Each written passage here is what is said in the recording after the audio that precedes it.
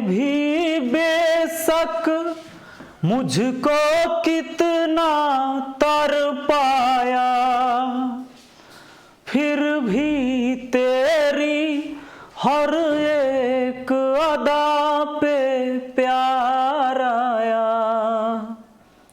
Hello दोस्तों, आप सभी का स्वागत है आपके अपने YouTube चैनल मैथ मस्ती पर। दोस्तों मैं हूं विपिन यादव और आज हम आपको पढ़ाने वाले हैं मेंसुरेशन में समचतुर्भुज और समानांतर चतुर्भुज के बारे में। उसके बाद मैंने आपको कहा है कि इस सीरीज में फिर सारे मिसलेनियस क्वेश्चन चलेंगे, ठीक ना। तो यहाँ पर ध्यान दीजिएगा सबसे पहले कि समचतुर्भुज और समानांतर चतुर्भुज। समचतुर्भुज में देख लीजिए, जैसे एक वर्ग है ना, तो वर्ग भी समचतुर्भुज ही है दोस्तों। समचतुर्भुज इसलिए है कि चारों भुजा इसके आपस में बराबर हैं, और समानांतर चतुर्भुज का मतलब यह होता है कि आमने सामने की भुजा समानांतर हो। इसमें बराबर का कोई कंडीशन नहीं है कि बराबर होना ही चाहिए। जिसके चारों साइड बराबर हैं, जैसे एक वर्ग के चारों साइड बराबर होता है दोस्तों, इसीलिए हम इसको समचतुर्भुज कहते हैं। लेकिन इसके चारों साइड बराबर नहीं होता है। ये इसका मान लीजिए कि ये लंबाई है तो ये चौड़ाई होता है ना, ये लंबाई है ये चौड़ाई है। ये आमने सामने की भुजा समानांतर होती है। ये दोनों भुजा को आगे बढ़ाने पर कहीं एक दूसरे को नहीं काटेगी। और बी, ये देखिए, ये दोनों भुजा को ऊपर की तरफ बढ़ाइएगा तो ये एकदम सीधा जाएगा, ये कभी एक दूसरे को काटेगा नहीं, तो ये समानांतर है। तो ये समानांतर चतुर्भुज है। अच्छा, इसको भी आप समानांतर चतुर्भुज कह सकते हैं। ये समचतुर्भुज भी है। देखिए ये जो है ना समचतुर्भुज तो है ही, और ये समानांतर चतुर्भुज भी है। याद रखिएगा, समानांतर चतुर्भुज भी है। ये समचतुर्भुज भी है वर्ग, और समानांतर चतुर्भुज भी है। क्योंकि समानांतर चतुर्भुज होने के लिए उसके पास कंडीशन होना चाहिए आमने सामने की भुजा समानांतर। ये दोनों भुजा को बढ़ाएंगे ऊपर के तरफ या नीचे के तरफ, तो ये निश्चित है कि कभी एक दूसरे को काटेगा नहीं, क्योंकि टेढ़ा नहीं आ रहा है, सीधा जा रहा है। और ये भी है ना, पैरेलल है एकदम। तो ये समानांतर चतुर्भुज भी है, समचतुर्भुज भी है। ये सिर्फ समानांतर चतुर्भुज है, इसको समचतुर्भुज नहीं कह सकते, क्योंकि समचतुर्भुज का मतलब होता है सम माने बराबर, चतुर्भुज माने चारों भुजा। इसके चारों भुजा बराबर नहीं है, इसलिए समचतुर्भुज नहीं है। लेकिन इसके आमने सामने की भुजा समानांतर है, इसीलिए समानांतर चतुर्भुज है। ये भी समानांतर चतुर्भुज है और ये समचतुर्भुज भी है।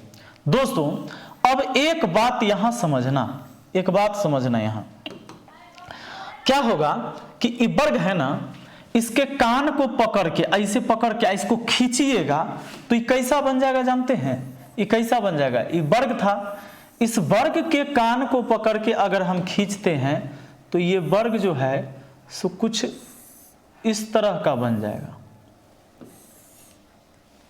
ऐसा बन जाएगा क्या? कान को पकड़ के मैंने खींच दिया, कान के पकड़ के खींच दिया, मान लीजिए ए बी सी डी, ठीक है। अब ये कान को पकड़ के हमने ऐसा खींचा तो क्या हुआ? ये एक समचतुर्भुज, इसको समचतुर्भुज ही कहिएगा, ठीक है। आइए इसको समचतुर्भुज कहेंगे, ये वर्ग से ही बना है। ये समचतुर्भुज है, इसके चारों भुजा क्या है? आपस में बराबर है। अच्छा, ये समचतुर्भुज जो है ना, समानांतर चतुर्भुज भी, इसके दोनों आमने सामने की भुजा जो होती है पैरेलल होती है। आगे बढ़ेगा तो ऐसे ही बढ़ते चला जाएगा, ये कभी एक दूसरे को काटेगा नहीं।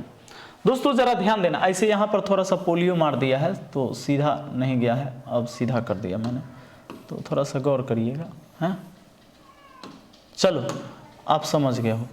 अब देखना दोस्तों, चारों कोनों का योग तो 360 होता ही है, लेकिन इसको जितना ज्यादा ऐसे खींच देते, नमार देते, तो ये दोनों कोण छोटा होते चल जाता और ये दोनों बड़ा होते चल जाता। ये दोनों और ये दोनों क्या हो जाता? छोटा हो जाता। मान लीजिए कुछ ऐसा कर देते, खूब खींच देते,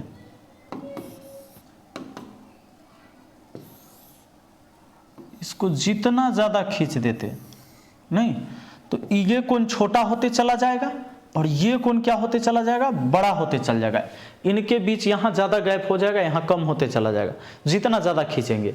चारों भुजा इसकी बराबर ही है, चारों भुजा बराबर ही है, ये समचतुर्भुज है, ठीक है ना दोस्तों। लेकिन एक बात तो है कि ये वाला कोण और ये वाला कोण का योग हमेशा 180 डिग्री होगा। दो लगातार कोणों का योग 180 डिग्री। दो लगातार कोणों का योग क्या होता है इसमें 180 डिग्री हो जाएगा। दो लगातार कोणों का योग क्या हो जाएगा 180 डिग्री। मान लीजिए इसमें कोण ए और कोण डी, कोण ए और प्लस कोण डी बराबर 180 डिग्री, ये दोनों मिलकर, मतलब यहाँ का कोण पता है तो आप यहाँ का निकाल सकते हैं। उसी तरह आगे देखिए, यहाँ कोण सी और प्लस कोण बी, ये भी मिलकर कितना हो जाएगा 180 डिग्री। और चारों कोण ए प्लस बी कोण सी प्लस कोण डी सबको जोड़ेंगे तो 360। कोई भी चतुर्भुज में होता है 360 डिग्री का कोण। तो अब इसके बारे में, चूंकि हालांकि कोण के बारे में तो हमको ज्योमेट्री में पढ़ना है, लेकिन इतना हमको जानना जरूरी है। अब देखिए, अगर ये मिलाते हैं तो ये क्या होता है विकर्ण होता है। ये क्या होता है विकर्ण। और ये विकर्ण जो होता है ना दोस्तों, ये कोण के समुद्विभाजक भी होता है। कोण के समुद्विभाजक होता है। समद्विभाजक मतलब क्या होता है, समद्विभाजक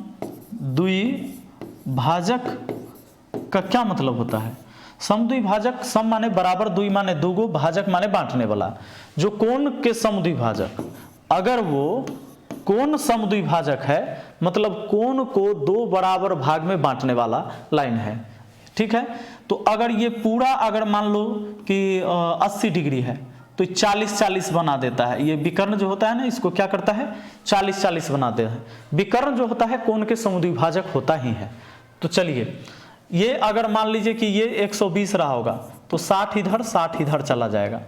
उसी तरह अगर 60-60 कर दिया, ये 40-40 कर दिया। अगर ये 120 है तो यहाँ पर 60 पूरा, तो इधर 30 हो जाएगा। ऐसा हो जाता है। ये 120 लिया तो ये 60 लिया, काहे कि 120 और प्लस 60 मिलकर क्या होगा 180 होगा। समझ गए। अब यहाँ पर हमने कितना ले लिया था 40-40 80, तो इसको आप लगातार दो कोणों का योग कितना पुराएंगे 180, तो ये 100 डिग्री। तो इधर 50 इधर 50, 50-50 कितना 100। तो ऐसे होता है, ठीक है ना। तो अब यहाँ पर क्या करना है कि ये समझना है कोण के समुद्विभाजक होता है। जितना भी एंगल रहेगा विकर्ण जो है उसको दो बराबर भाग में बांट देगा। अब देखिए, समचतुर्भुज में दोस्तों ये विकर्ण, मान लीजिए कि इसको हम नाम x कहते हैं, और ये विकर्ण जिसको हमने y कहा, यहाँ से यहाँ तक की लंबाई y बोला, ठीक है। चलिए y बोल दिया। अब एक बात ध्यान देना है कि ये दोनों विकर्ण एक दूसरे को 90 डिग्री पर काटता है दोस्तों। दोनों विकर्ण एक दूसरे को कितने पर काटता है 90 डिग्री पर काटता है। दोनों विकर्ण एक दूसरे को 90 डिग्री पर काटता है। तो अगर मान लेते हैं हम कि ये भुजा A है, ये वाला भी तो A, ये वाला भी A, ये वाला भी A, ठीक है ना। दोनों विकर्ण एक दूसरे को 90 डिग्री पर समद्विभाजित करते हैं। दोनों विकर्ण, नोट कर लेना है, दोनों विकर्ण एक दूसरे को, भैया एक दूसरे को 90 डिग्री पर समद्विभाजित करते हैं। समद्विभाजित मतलब दो बराबर भाग में बांटते हैं, समद्विभाजित करते हैं। इस बात को जानना बहुत जरूरी है। दोनों विकर्ण एक दूसरे को 90 डिग्री पर समद्विभाजित करते हैं। अब यहाँ 90 डिग्री का कोण बन गया दोस्तों। ये पूरा जो y था आधा हो गया, y/2 हो गया इधर, और इधर भी हो गया y/2 इधर। ये पूरा x था तो x/2 इधर भी हो गया x/2, ये वाली भुजा, ये y/2। और 90 डिग्री के बताइए, ये एक त्रिभुज बना दिया। त्रिभुज में 90 डिग्री के सामने की भुजा कर्ण होता है, इसीलिए कर्ण का वर्ग होगा बाकी दोनों भुजा के वर्गों के योग के बराबर। तो एक भुजा है x/2, एक भुजा है y/2, तो x/2 के वर्ग प्लस y/2 के वर्गों के योग के बराबर होता है। आप जानते हैं समकोण त्रिभुज में क्या होता है कि 90 डिग्री के सामने की भुजा कर्ण होता है, और कर्ण का जो वर्ग होता है बाकी दोनों छोटी भुजा के वर्गों के योग के बराबर होता है। छोटी भुजा एगो x/2 एगो है y/2।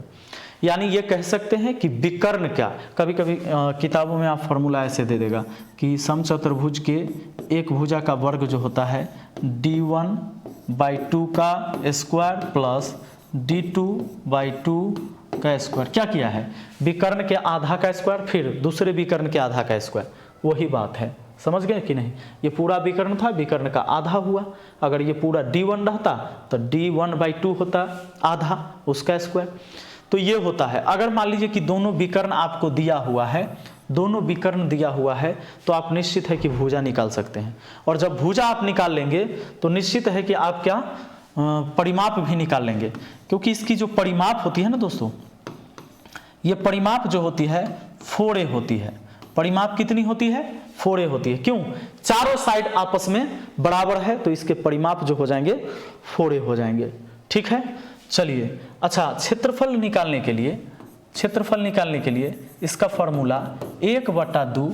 अब पहला विकर्ण मान लीजिए पूरा विकर्ण एगो x था और दूसरा विकर्ण क्या था, y था, तो 1/2 x × y, या ऐसे भी लिख जाता है 1/2 पहला विकर्ण गुना दूसरा विकर्ण, है ना, d1/d2 डायगोनल विकर्ण, d मतलब डायगोनल यानी विकर्ण। तो ये चीज़ें होती हैं।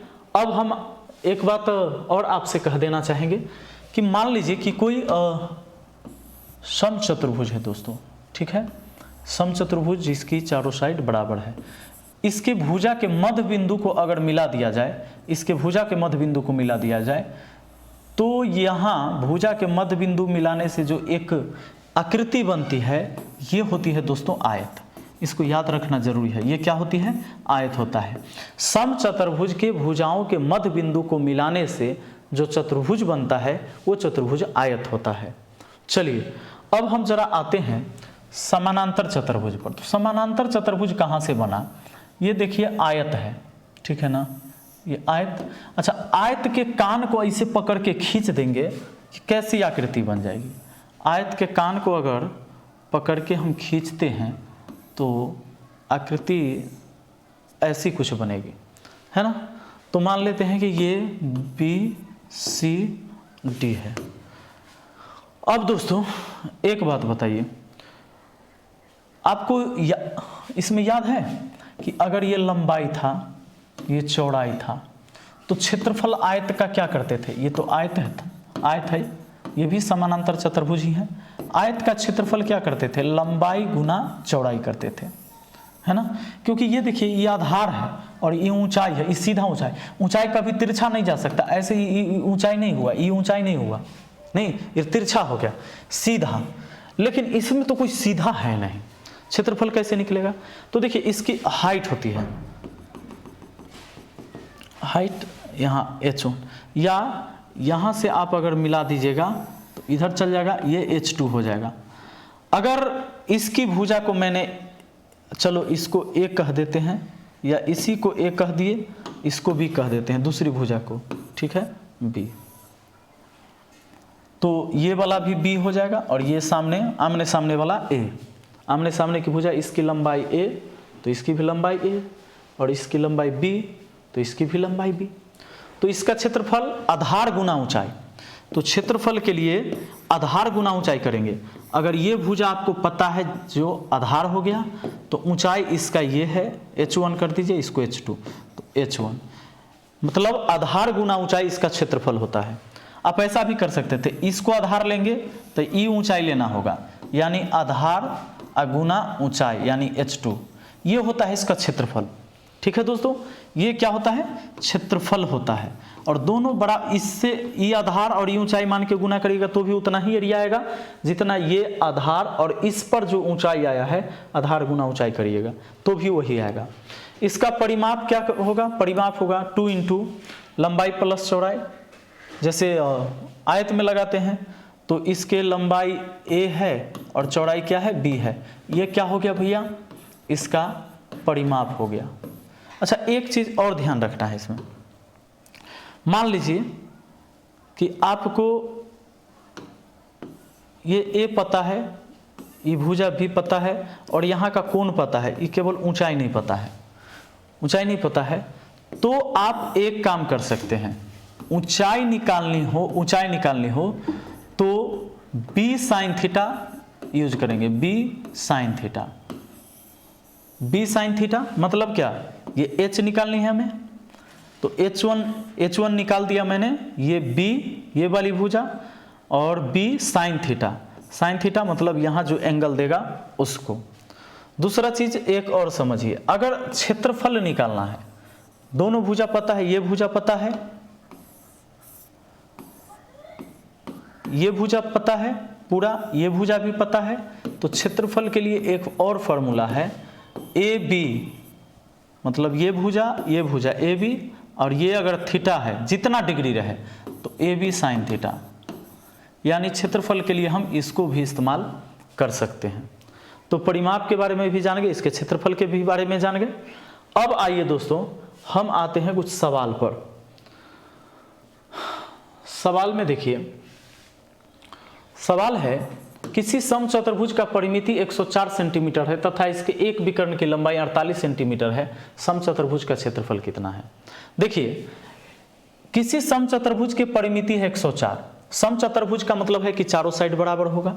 कोई समचतुर्भुज जब है तो वो ऐसा कुछ होगा ना, और इसका परिमाप कितना है 104, तो 104 को 4 से भाग दे दीजिए, 104 को 4 से भाग दे दीजिए, चारों भुजा 4 से भाग देंगे, एक भुजा निकल जाएगा कितना 26। यानी इसकी प्रत्येक साइड जो है दोस्तों, प्रत्येक साइड कितनी है 26 सेंटीमीटर समचतुर्भुज के। एक विकर्ण की लंबाई 48 सेंटीमीटर है। चलिए एक विकर्ण की लंबाई कितना है भैया, कोई मान लेते हैं कि ये 48 है। तब कहता है समचतुर्भुज का क्षेत्रफल क्या होगा, समचतुर्भुज का क्षेत्रफल क्या होगा। देखिए आपको क्या दिया गया, कोई भुजा पता है, सारी भुजा पता है, चूंकि समचतुर्भुज है तो चारों भुजा बराबर ही होगा। एक विकर्ण आपको पता है, अब कैसे निकालेंगे। समचतुर्भुज में तो आपने पढ़ा है ऐसे कि 1/2 पहला विकर्ण गुना दूसरा विकर्ण, ये पढ़ा आपने, ये पढ़ा ना क्षेत्रफल निकालने के लिए। अब कैसे निकालेंगे, दोनों विकर्ण नहीं पता है तो निकाल सकते हैं। देखिए ऐसे करें तो दोनों विकर्ण एक दूसरे को समद्विभाजित करता है 90 डिग्री पर, तो ये जो पूरा 48 है दोस्तों, 48 है, तो आपको पता चल गया होगा ये 24 हो जाएगा, इधर भी 24 हो जाएगा। ये 90 डिग्री का कोण होता है। अब बताइए कि 90 डिग्री के कोण के सामने की भुजा क्या होती है, 90 डिग्री के कोण के सामने की भुजा क्या होती है। अब यहाँ पर ये हमने जो लिया ना 24, ये 24 इसको लेना है, 48 ये बड़ा हो जाएगा, ये 24 ये 24। एक विकर्ण बोला है तो हमें नहीं पता था कौन विकर्ण है, तो अब हमने इसी विकर्ण को ले लिया, तो 24 इधर रह गया, 24 इधर हो गया, विकर्ण हो गया 48। 90 डिग्री का कोण होता है ये 26। अब 90 डिग्री के कोण के सामने की भुजा क्या होता है, कर्ण। इस त्रिभुज को देखिए, इस त्रिभुज को देखिए, 90 डिग्री के कोण के सामने की भुजा होती है कर्ण। एक भुजा ये हो गई, दूसरी भुजा हम निकाल सकते हैं, दुगना कर देंगे ये पूरा विकर्ण हो जाएगा। तो अगर इसको हमने x मान लिया यहाँ से, तो आपको क्या होगा कि x जो हो जाएगा, मान लीजिए कि ये एक लंब है, तो ये हो जाएगा आपका कर्ण, तो 26 के स्क्वायर, अब माइनस करना होगा 24 के स्क्वायर दूसरी भुजा, और यहाँ से स्क्वायर हटा के रूट चढ़ा देंगे। यही तो हो जाता है ना, लंब या आधार निकालना होता, कर्ण के वर्ग में से लंब का वर्ग हटाइएगा रूट अंडर करके तो आधार निकल जाएगा। 26 के स्क्वायर 676, 24 के स्क्वायर 576, घट के हुआ 100। 100 का मतलब हुआ कि ये हुआ 10, यानी कि इतना आ गया 10 आपका, ये वाला 10 तो इतना भी 10, यानी दूसरा विकर्ण 20 है। पहला विकर्ण दिया था 48, तो दूसरा विकर्ण हमारा पता चल गया है कि कितना हो गया, 10 10 कितना 20। अब एरिया इस फॉर्मूला से निकाल सकते हैं। क्या फॉर्मूला लगेगा, 1/2 पहला विकर्ण, आगे पीछे कोई भी लिख सकते हैं, पहला विकर्ण गुना दूसरा विकर्ण, 20 हो गया। 2 से काट दीजिए 10 बार में, तो 48 गुना 10 कितना 480। ये 480 वर्ग सेंटीमीटर कहिएगा इसका क्षेत्रफल, 480 वर्ग सेंटीमीटर, ठीक है ना। चलिए आगे बढ़ा जाए। दोस्तों एक बात और ध्यान रखना कि कोई भी समचतुर्भुज है या समानांतर चतुर्भुज है, तो अगर ये वाला 3 साइड पता हो ही गया था, मान लीजिए कि ये 26 था और ये पूरा कितना था 48, तो अगर इससे भी ये विषमबाहु त्रिभुज के नियम से अगर इसका एरिया निकालते हैं, इसका डबल कर दीजिएगा तो ये पूरे चतुर्भुज का एरिया हो जाएगा, क्योंकि कोई भी विकर्ण ना इसको दो बराबर भाग में बांटता है। चाहे अगर ये भी विकर्ण खींच देते हैं तो इधर का जो पूरा एरिया होगा इधर के एरिया के बराबर ही होता है। तो एक त्रिभुज का एरिया निकल गया, उसको डबल कर देते हैं, यानी विकर्ण जो है चतुर्भुज को दो बराबर भाग में बांटता है, तो डबल कर देंगे तो चतुर्भुज का एरिया भी निकल जाएगा। ऐसा भी हम कर सकते हैं। आइए देखिए अगला सवाल। सवाल कहता है किसी समचतुर्भुज का क्षेत्रफल 288 वर्ग सेंटीमीटर है। यह समचतुर्भुज का क्षेत्रफल है तथा इसमें एक विकर्ण की लंबाई 24 सेंटीमीटर है, तो समचतुर्भुज की परिमिति क्या है। अब लीजिए, एक विकर्ण की लंबाई दिया है, जरा समझिएगा, मैं फिगर जानबूझ के बना रहा हूं। ऐसे मुझे पढ़ना होता तो मैं फिगर नहीं बनाता अब, क्योंकि हमें आदत हो गया है, लेकिन आपके लिए मुझे बनाना पड़ेगा। एक समचतुर्भुज है जिसकी चारों साइड बराबर होगी, क्षेत्रफल है 288। तो क्षेत्रफल कैसे होता है, 1/2 होता है। पहला विकर्ण दिया है, दूसरा विकर्ण पता नहीं, तो ये होता है क्षेत्रफल। 1/2 पहला विकर्ण गुना दूसरा विकर्ण, और जबकि क्षेत्रफल है 288। अब क्या हुआ दोस्तों, दोनों तरफ हमने क्षेत्रफल लिख दिया तो हो गया आपस में बराबर। अब 2 से देखिए 24 को काटा तो 12 बार में, 12 से काटा 12 दूना 24 से 4 4 पर 8 48, 12 चौके 48, यानी D2 हमारा निकल के आ गया कितना 24। और एक D1, इसको आप D1 आगे लिख लीजिए। D1 जो है आपको पता है कितना 24, एक विकर्ण 24 था और दूसरा विकर्ण भी हो गया आपका 24 से। 12 दूना 24 और 4 12 चौके 48, ठीक है, दोनों विकर्ण हो गया आपका 24 24। अब दोस्तों पूछता है कि इसका परिमाप, परिमाप निकालने के लिए तो आपको भुजा पता होना चाहिए। अच्छा सिंपल बात बताइए, ये पूरा 24, इसमें ये भी पूरा 24 ही दिया है, ठीक है, तो पूरा 24 दिया है, तब 12 12 और ये भी 12 ये भी 12, 90 डिग्री का कोण होता है, यहाँ भुजा ए होता है ना।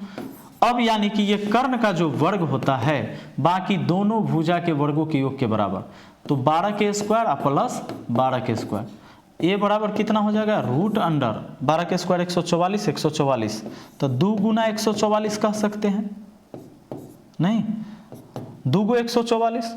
अब ए का मान जो आ जाएगा ना दोस्तों 144 का 12 आएगा और 2 अंदर रह जाएगा, तो 12√2, ये भुजा हो गया, एक भुजा। तो परिमाप पूछा है भैया, परिमाप निकालने के लिए इसकी चारों साइड बराबर होती है, तो 4 गुना एक भुजा, एक भुजा कितना है 2√12, तो 12 चौके 48√12, सॉरी 12 चौके 48√12, तो ये हो जाएगा इसका परिमाप, ठीक है। आइए अगला सवाल देखते हैं। सवाल है किसी समलंब चतुर्भुज के समानांतर भुजाओं की लंबाई क्रमशः 60 सेंटीमीटर 48 सेंटीमीटर है। यदि क्षेत्रफल 2160 वर्ग सेंटीमीटर है तो समानांतर भुजाओं के बीच की दूरी ज्ञात करिए। किसी समलंब के समानांतर भुजाओं की लंबाई, देखिए समलंब चतुर्भुज कैसा होता है, समलंब चतुर्भुज पीछे हम बताए थे। समलंब चतुर्भुज में क्या होता है ना कि दो आमने सामने की भुजा, मान लीजिए ABCD, ये दो समानांतर होगी, पैरेलल होगी, ये दोनों को आगे बढ़ाने पर कभी एक दूसरे को नहीं काट सकती है, लेकिन ये दोनों को आगे बढ़ाएंगे तो जरूर है कि कहीं न कहीं काट देगा। तो ये है समलंब चतुर्भुज जिसके दो भुजा समानांतर होती है और दो भुजा असमानांतर होती है, ठीक है ना। तो अब इसका जो क्षेत्रफल होता है ये होता है 1/2 समानांतर भुजाओं के लंबाई का योग, समानांतर भुजा में AB आ गया अब प्लस ये CD आ गया, और गुना समानांतर भुजाओं का योग और गुना ऊंचाई। ऊंचाई क्या होता है दोस्तों, जो सीधा आए एकदम, ये ऊंचाई, तो ये होता है इसका एरिया, यानी क्षेत्रफल निकालने का फॉर्मूला। सवाल कहता है किसी समलंब चतुर्भुज के समानांतर भुजाओं की लंबाई क्रमशः 60 और 48 है, ठीक है। यदि क्षेत्रफल इतना है तो समानांतर भुजाओं के बीच की दूरी, ये वाला आपसे पूछा है, यही बीच की दूरी हुआ दोस्तों। तो फॉर्मूला लगा देंगे क्षेत्रफल वाला, क्योंकि क्षेत्रफल हमको पता है, तो 1/2 और समानांतर भुजा के लंबाई का योग, जैसे एक दिया है 60 एक 48, मान लीजिए ये 48 है छोटका और ये नीचे वाला 60 है, तो यहाँ 48 अब प्लस 60 कर देंगे और गुना ऊंचाई कर देंगे। ऊंचाई ही इसके दोनों समानांतर भुजाओं के बीच की दूरी है, ये भुजा और ये भुजा के बीच की दूरी है, ठीक है। और जबकि ये हो जाता है क्षेत्रफल, और क्षेत्रफल दिया है कितना 2160। दोस्तों ये 1/2 और इसको जोड़ दीजिए तो 60 40 कितना हो जाता है 108। यहाँ हो जाएगा 108 गुना कितना h बराबर कितना 216। 108 दूना 216 यानी 20 बार में 2 जाके उधर, तो h बराबर हो जाएगा 2 भाग में उधर गया गुना में 20 दूना 40। यही हो जाएगा उसके समानांतर भुजाओं के बीच की दूरी। ठीक है, चलिए आगे बढ़ते हैं, अगला सवाल देखते हैं। प्रश्न है दोस्तों, चलिए कहता क्या है क्वेश्चन कहता है किसी समानांतर चतुर्भुज के 2 आसन्न भुजाओं की लंबाई क्रमशः 60 सेंटीमीटर एवं 48 सेंटीमीटर है, जिसमें सबसे बड़ी भुजा पर डाले गए लंब की लंबाई 24 सेंटीमीटर है, तो दूसरी भुजा पर डाले गए लंब की लंबाई ज्ञात करिए। अच्छा सवाल है। देखिए कोई समानांतर चतुर्भुज है और कोई समानांतर चतुर्भुज में क्या कह रहा है जानते हैं? इस समानांतर चतुर्भुज में यह कह रहा है कि 2 आसन्न भुजा की लंबाई 60 और 48 है। आसन्न भुजा का मतलब समझे? आसन्न भुजा मतलब 2 लगातार भुजा 60 और 48। मान लीजिए कि ये भुजा 60 है तो ये भुजा 48 है। ये छोटा है थोड़ा नहीं, चलिए 60 और 48 है, एवं जिसमें सबसे बड़ी भुजा पर डाले गए लंब की लंबाई 24 है। चलिए तो ई भी तो 60 होगा, ई 48 हो गई। आप जान गए क्योंकि समानांतर चतुर्भुज में आमने सामने की भुजा बराबर होती है और समानांतर भी होती है। इसमें आमने सामने वाला खाली बराबर होगा, ई आमने सामने आपस में बराबर। अच्छा, बड़ी भुजा पर डाले गए लंब की लंबाई 24, बड़ी भुजा पर डाले गए लंब की लंबाई कितनी है 24 है। तब सवाल करता है दूसरी भुजा पर डाले गए लंब की लंबाई बताइए। यहाँ से अगर इस पर जो लंब डाले होंगे इसकी लंबाई पूछा है, तो सिंपल है, बताइए। कोई भी समानांतर चतुर्भुज का एरिया निकालने के लिए उसके आधार गुना ऊंचाई कर सकते हैं, तो 60 गुना 24 कर दिए, और देखिए ई हो गया इस पूरे समानांतर चतुर्भुज का क्षेत्रफल, क्योंकि 60 गुना 24। दूसरा इसका 48 है तो ये x है, तो यहाँ 48 गुना x कर देते हैं। अब बोलिए 24 दूना 48, 2 से कटा 30 बार में, x का मान कितना हो गया 30 हो गया। चलिए बिजली कटने के बाद इन्वर्टर जो है सो जोर लगा रखा है कि क्लास बंद करो, लेकिन बंद नहीं होगा, इसको चिल्लाने दीजिए। चलिए अगला सवाल कहता है किसी समानांतर चतुर्भुज के 2 आसन्न भुजा की लंबाई क्रमशः 18 और 20 सेंटीमीटर है तथा इसमें शीर्ष से मिलाने वाली विकर्ण की लंबाई 22 सेंटीमीटर है, तो समानांतर का क्षेत्रफल क्या होगा? देखिए सवाल क्या कहता है, किसी समानांतर चतुर्भुज के 2 आसन्न भुजा की लंबाई 18 और 20 सेंटीमीटर है। कोई समानांतर चतुर्भुज है, इसमें कहता है समानांतर चतुर्भुज के 2 आसन्न भुजा की लंबाई क्रमशः 18 और 20 है। ये छोटका 18, बड़ा वाला 20, तथा इसमें शीर्ष में मिलाने वाली विकर्ण की लंबाई 22 सेंटीमीटर है। ये शीर्ष मिलाने वाली विकर्ण की लंबाई दिया है 22 सेंटीमीटर। तब कहता है समानांतर चतुर्भुज का क्षेत्रफल। दोस्तों कैसे निकालेंगे समानांतर चतुर्भुज का क्षेत्रफल? कैसे निकालेंगे? ये कोई सम चतुर्भुज नहीं है कि 2 विकर्ण खींच के और यहाँ 11 कर दे और 90 डिग्री के सामने की भुजा को कर्ण बना ले। लेकिन समानांतर चतुर्भुज हम ऐसा कर सकते हैं कि ये जो त्रिभुज का एरिया निकल गया, क्योंकि एक भुजा 22 पता है, ये भुजा 18 पता है, ये भुजा 20 पता है, तो अगर इस त्रिभुज का एरिया निकाल देते हैं तो इसी का डबल कर देंगे तो ये पूरे चतुर्भुज का एरिया निकल जाएगा। तो क्या नियम है भाई? त्रिभुज का एरिया निकालने के लिए सबसे पहले सेमी पेरीमीटर निकालेंगे। 18 प्लस 22 प्लस 20, ये फॉर्मूला तो सब पर लगता है, आप जानते हैं। सब जोड़कर हुआ 60, 60 को 2 से भाग दिए तो हुआ 30, ये सेमी पेरीमीटर हो गया। अब क्षेत्रफल निकालने के लिए दोस्तों त्रिभुज का क्षेत्रफल फॉर्मूला तो है, जो बच्चा से पढ़े, root under s into s minus A, s minus B, s minus सी।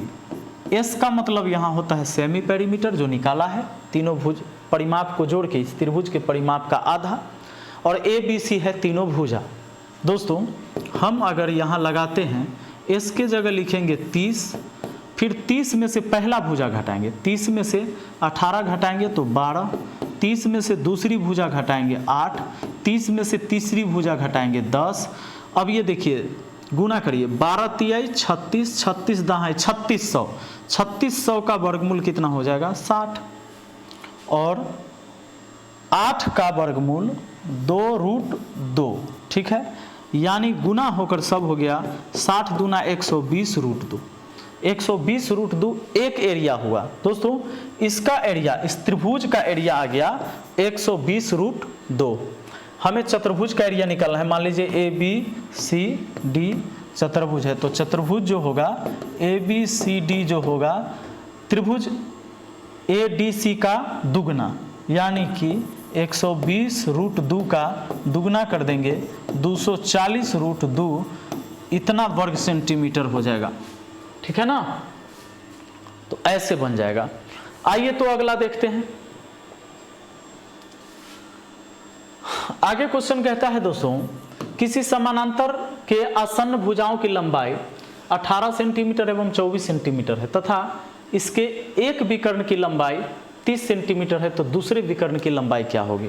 देखिए किसी समानांतर चतुर्भुज में, अब ये कोई समानांतर चतुर्भुज है, समानांतर चतुर्भुज में क्या कह रहा है, किसी समानांतर के आसन्न भुजाओं की लंबाई 18 और 24 है।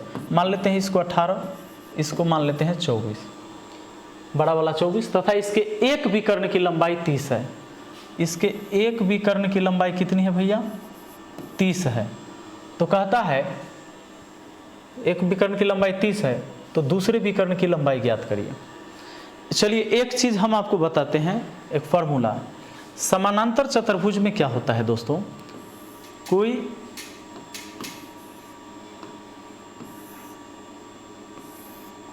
मान लीजिए ये एक समानांतर चतुर्भुज है, इसकी ये भुजा चलो हाँ ठीक है, इसको A इसको B लिख देते हैं, या इसी को B लिखिए, ब्रेथ चौड़ाई को लिखिए, ठीक लगेगा। चलिए यहाँ पर हमने लिख दिया B, इसको लिख दिया A, और ये दोनों विकर्ण है, ठीक है ना। तो दोनों विकर्ण है, अगर D1 और एक विकर्ण हो गया जो D2 हो गया, तो इसमें ये होता है कि पहला विकर्ण का स्क्वायर प्लस दूसरा विकर्ण के स्क्वायर को 2 से भाग लगा दीजिएगा ना, मतलब दोनों विकर्ण के वर्गों को योग में 2 से भाग दे दीजिएगा, तो इसके दोनों साइड के वर्गों के योग के बराबर हो जाता है। विकर्ण के वर्गों के योग में 2 से भाग देने पर इसके साइड के वर्गों के योग के बराबर होता है। इसके फॉर्मूला को लिख लेना है। यानी हम ये भी कह सकते हैं कि विकर्णों के स्क्वायर का योग जो होता है भुजाओं के वर्गों के योग का दुगुना होता है। 2 उधर चला जाएगा तो 2 गुना में हो जाएगा। यानी हम इसको ऐसे भी लिख सकते हैं, D1 के स्क्वायर प्लस D2 के स्क्वायर बराबर 2 into A square plus B square. क्या हो गया, ये 2 भाग में उधर चला गया, गुना में। हम ऐसे भी लिख सकते हैं इसको, यानी विकर्ण के वर्गों का योग भुजाओं के वर्गों के योग का दुगना होता है, ठीक है ना। मान लंबाई चौड़ाई के चारों भुजा बतले लीजिएगा, तो उसी हिसाब से हम इसको बना सकते हैं। कैसे बना सकते हैं, तो ऐसे बना सकते हैं, एक विकर्ण 30 है तो 30 के स्क्वायर, और दूसरा विकर्ण मान लेते हैं x, तो x के स्क्वायर बराबर उधर क्या हो जाएगा 2 इंटू इसी फार्मूला पर A स्क्वायर B स्क्वायर, माने 18 के स्क्वायर और प्लस एगो 24 का स्क्वायर, 24 का स्क्वायर लीजिए। 30 का स्क्वायर कितना होता है 900, ये प्लस हुआ x स्क्वायर बराबर 2 गुना 18 के स्क्वायर कितना होता है 324, 24 के स्क्वायर 576। अब देखिए ये हुआ भैया 900 प्लस हुआ x स्क्वायर बराबर 500, 300, 800, 100, 900, तो 2 गुना 900 यानी सब जोड़कर हुआ 1800, ये 2 गुना 900, तो 900 दूना कितना 1800, 1800 में से 900 गया तो x स्क्वायर बराबर भी 900, यानी x का मान कितना 30, यानी दूसरा विकर्ण भी 30 आ गया दोस्तों। दूसरा विकर्ण भी कितना आ गया 30 आ गया। चलिए ये 576 यहाँ समझिए, 324 सही है 576, ठीक है। 18 के स्क्वायर 324, 24 के स्क्वायर 576, ये दोनों मिलकर हुआ 900, 900 दूना 1800, 1800 में से 900 जाके घटा तो 900, एक्स स्क्वायर बराबर 900, यानी एक्स का मान 30, स्क्वायर हटा तो रूट चढ़ा, एक्स का मान 30 हो गया। यानी दूसरा विकर्ण जो हमने एक्स माना था ना दोस्तों, वो भी 30 है, ठीक है। तो मुझे लगता है कि आज बहुत अच्छा से आपको समझ में आया होगा समचतुर्भुज समानांतर चतुर्भुज के बारे में। वीडियो कैसा लगा है कमेंट करके ज़रूर बताइएगा, और गणितवाज के अगले सेशन में हम फिर आपसे मिलते हैं शाम के 5 बजे ही। Thank you, best of luck.